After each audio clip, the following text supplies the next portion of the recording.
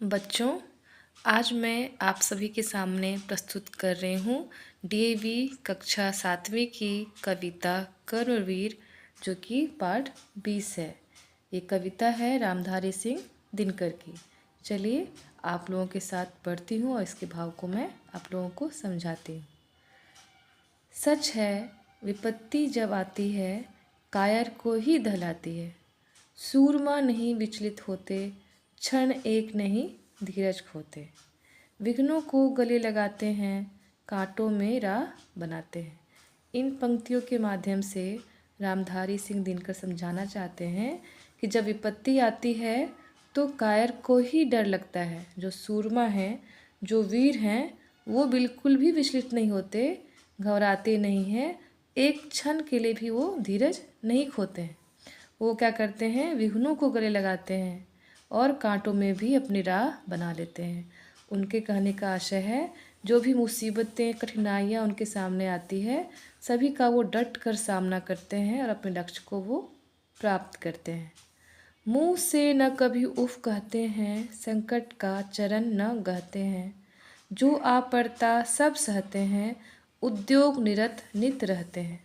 और वो अपने मुँह से कभी उफ नहीं कहते।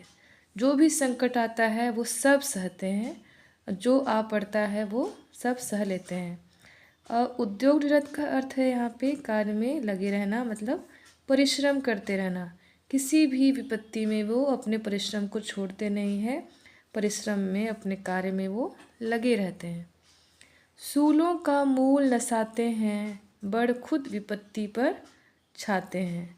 जो भी समस्याएं आती हैं सामने में, उसको नष्ट करते हैं, उनको पीछे रखते हैं और जो विपत्ति आती है उस पर वो छा जाते हैं। इस तरह से वो बहादुरी से सारी मुसीबतों का सामना करते हैं। है कौन विघ्न ऐसा जग में, टिक सके आदमी के मग में। खम ठोक ठेलता है जब नर, पर्वत के जाते पाँव उखड़। ऐसा कोई भी विघ्न जग में नहीं है जो आदमी के मार्ग में टिक सके।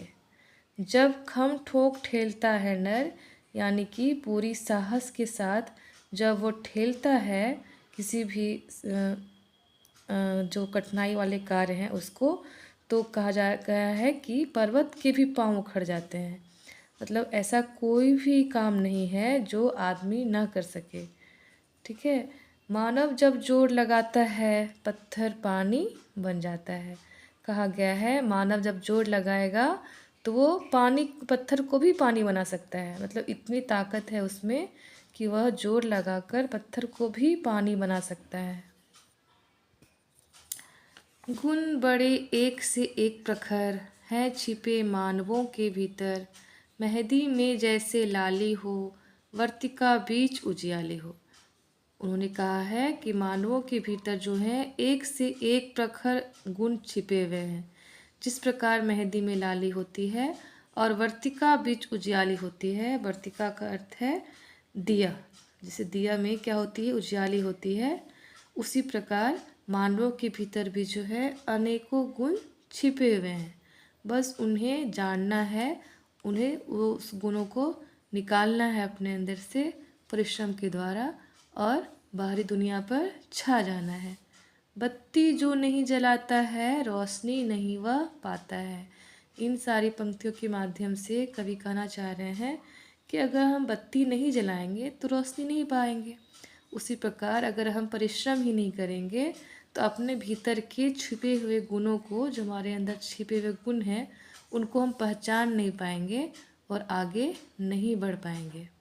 तो ये हमारी कविता है कर्मवीर, जो कि बहुत ही सुंदर कविता है रामधारी सिंह दिनकर की। उम्मीद है आप लोगों को अच्छी लगी होगी।